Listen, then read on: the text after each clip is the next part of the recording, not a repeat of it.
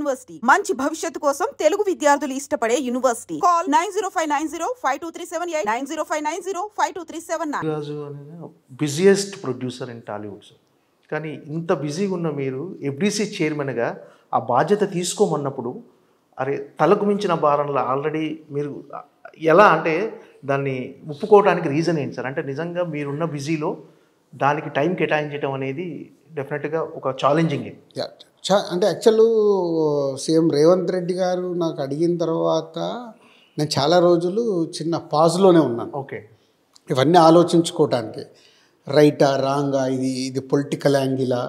So CM గారేమో లేదు, నాకు సినిమా ఇండస్ట్రీకి గవర్నమెంట్కి ఒక బ్రిడ్జ్ లాగా ఉండాలి నువ్వు, ఎందుకంటే తెలంగాణ నుంచి your the Telangana person and ఇండస్ట్రీలో నీకు one of the important role play చేస్తున్నావు. సో నువ్వు ఉంటే సో ఏ గ్యాప్స్ రాకుండా ఉంటాయి. అండ్ హైదరాబాద్ని ఫిలిం హబ్లాగా చేయాలి. ఈ రెండే నాకు సీఎం గారు చెప్పినాయి. సో ఫిలిం హబ్లాగా చేయాలంటే నీలాంటి వాళ్ళు ఉన్నప్పుడే ఇది జరుగుద్ది. లాస్ట్ తెలంగాణ వచ్చి 10 సంవత్సరాలు అయిపోయింది. అంతకుముందు ఒక 2-3 ఇయర్స్ నుంచి ఎఫ్డిసి అనేది ఎలాంటి మూమెంట్స్ కార్యక్రమాలు జరగలేదు, టోటల్ డెడ్గా ఉంది. సో రిక్వైర్డ్ అంటే ఒక 2 months టైం తీసుకొని మళ్ళీ డిప్యూటీ సీఎం గారు ఒకరోజు పిలిచి ఏమైంది 2 నెలలు అవుతుంది సీఎం గారిని చెప్పి నువ్వు అలా ఉంటే, లేదు నువ్వు ఉండాల్సింది మా అది ఉద్దేశం ఇదని డిప్యూటీ సీఎం గారు, అలాగే మళ్ళీ కోమటిరెడ్డి వెంకటరెడ్డి గారు మళ్ళీ పిలిచి వాళ్ళు ఇద్దరు మాట్లాడితే అప్పుడు నేను ఓకే చెప్పడం జరిగింది. ఇక అక్కడి నుంచి నేను టైం డిజైన్ చేసుకుంటూ టీముని అక్కడ ప్రాపర్గా పెడుతూ నేను నా ఆఫీస్ నుంచి కూడా టీముని ఇన్వాల్వ్ చేసి వర్క్స్ ఏది ఆగకుండా ఇప్పుడు ఈవెంట్ ఫస్ట్ ఈ Telangana Gaddar film awards first focus చేసాం. తర్వాత చిల్డ్రన్స్ ఫిలిం మళ్ళీ హైదరాబాద్లో ఎలా చేయాలనేది వర్కౌట్ చేస్తున్నాం. అలాగే సీఎం గారు అండ్ గవర్నమెంట్ చూస్తున్న ఫిలిం హబ్ ఎలా క్రియేట్ చేయొచ్చు అనేది చూస్తాం. అంటే నాకు దిల్ రాజు అనే వ్యక్తి, నేను మీ దిల్ సినిమా దగ్గర నుంచి మీతో చూస్తున్నాను సార్, ట్రావెల్ అవుతున్నాను. నాకు ఇప్పుడు ఒక వింటేజ్ దిల్ రాజు గారిని కోరుకుంటే, అంటే ఆ టైంలో దిల్ రాజు గారు అంటే కొత్త కథలు వింటూ కొత్త టాలెంట్ని ప్రోత్సహిస్తూ అలా కోరుకుంటున్నాను సార్. మళ్ళీ వింటేజ్ దిల్ రాజు, కొత్త సినిమాలు, కొత్త కథలు. ఎస్, ఇప్పుడు నెక్స్ట్ సాటర్డే రోజు దిల్ రాజు డ్రీమ్స్ అనేది ఈ వెబ్సైట్ లాంచ్ చేస్తున్నాం, దాని గురించే సార్. సో నన్ను నేను అప్గ్రేడ్ చేసుకోవడం.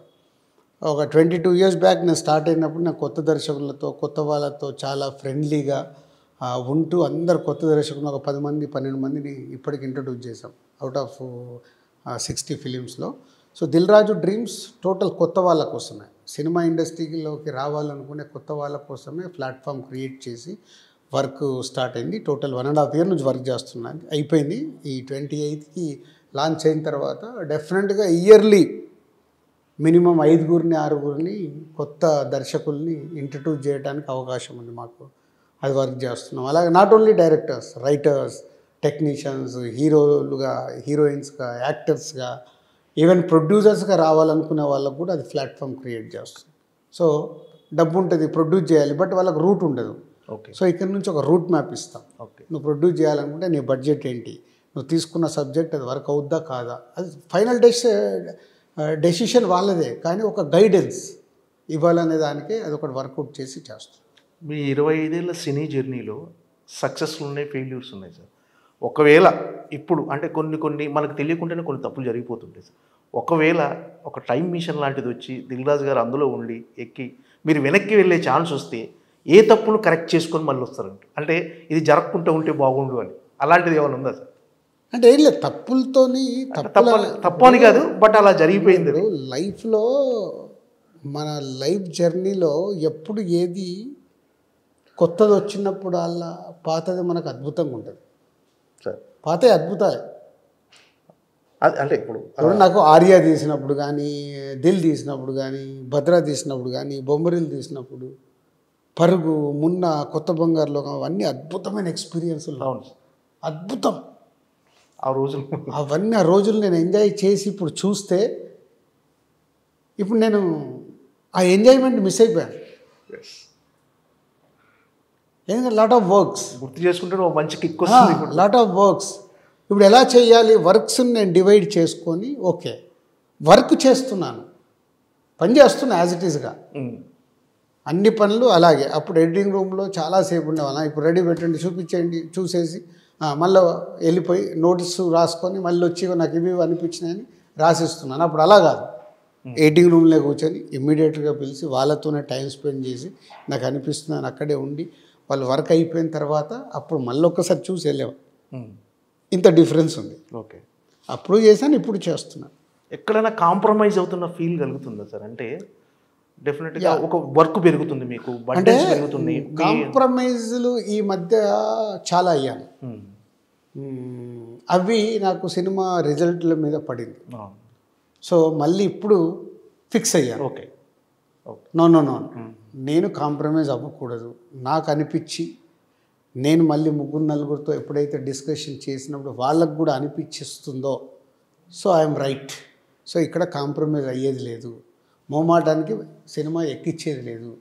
మోమాటాలకి చాలా రోజుల నుంచి ఉన్నాడు డైరెక్టరు, సరే బాగానే ఉంది కదా అని లేదు. ఇప్పుడు పరిస్థితులే బాగలేవు. So no compromise. Okay. So cinema ఎత్తుకుంటే ఫస్ట్లో ఎలా చేసామో ఇప్పుడు అలాగే చేద్దామని ఫిక్స్ అయ్యే వర్క్ చేస్తాం. అంటే ఈ బిజీ ప్రయాణంలో ఒక దగ్గర ఆగి అరే ఎటు వెళ్తున్నాం ఒక్కసారి అనాలిసిస్ చేసుకుంటారు సార్ ఎప్పుడన్నా? చాలా చేస్తాం. అంటే మీలో మీరు అసలు ఎక్కడికి వెళ్తున్నాం, మనం ఎక్కడ ఉంది మన జర్నీ ఏంటి అని అనాలిసిస్ చాలా.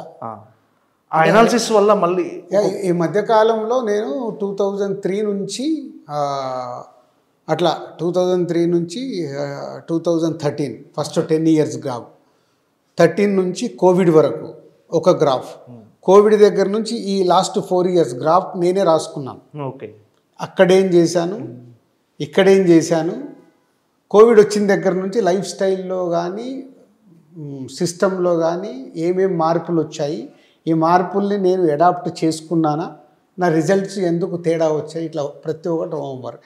ఇక్కడ నాకు తెలిసింది ఒకటి ఏంటంటే అదే కాంప్రమైజ్. ఓహో నేను కాంప్రమైజ్ అవుతున్నాను. ఓకే, నో నేను కాంప్రమైజ్ అవ్వకూడదు. ఓకే.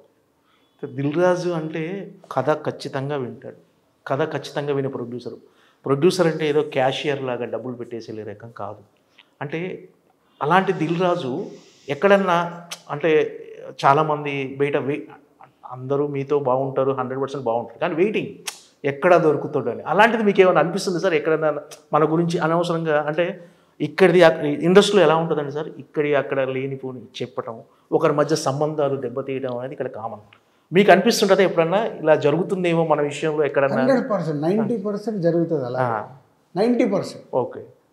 ఇక్కడ 100 మందితో కలిస్తే 90 మందితో అలాగే ఉంటుంది.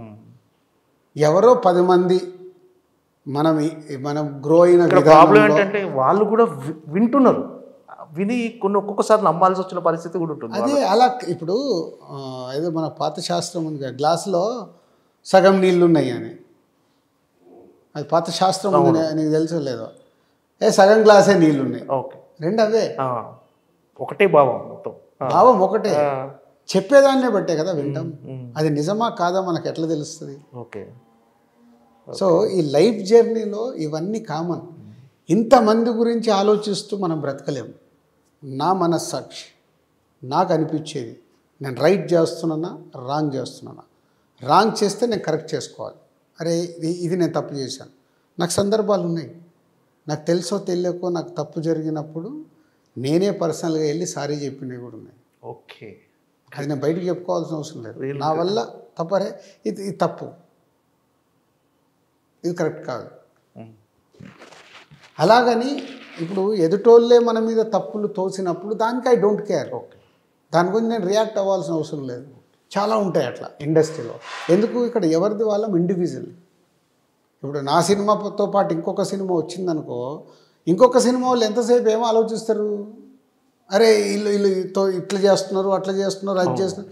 అరే నా వ్యాపారం, నా గురించి నేను చూసుకుంటాను. ఇప్పుడు నిన్ను మొత్తం నేను ఏదన్నా డ్యామేజ్ చేస్తే ఓకే, నేను 51% బాగుండి నీకు 49% ఇస్తే తప్పులేదు కదా. ఎందుకంటే ఎవ్రీవన్ ఇక్కడ బిజినెస్, అల్టిమేట్గా మళ్ళీ బిజినెస్ ఈజ్ నంబర్స్. డబ్బు లేకుండా ఎవరు ఇక్కడ ఫ్రీగా చేయరు, ఎవరు ఫ్రీగా చేయరు. పోతే నేను 22 సంవత్సరాలు సంపాదించుకుంది ఎవరికైనా చెప్తే వింటాను. నా పైన ఉన్న రెస్పెక్ట్ కావచ్చు, గుడ్ విల్ కావచ్చు, రాజుగారి కోసం మీరు చేద్దాంలే అని కొంతమంది అన్న వింటారు. అది నేను సాధించాను, అది చాలు కదా. 100% రాజు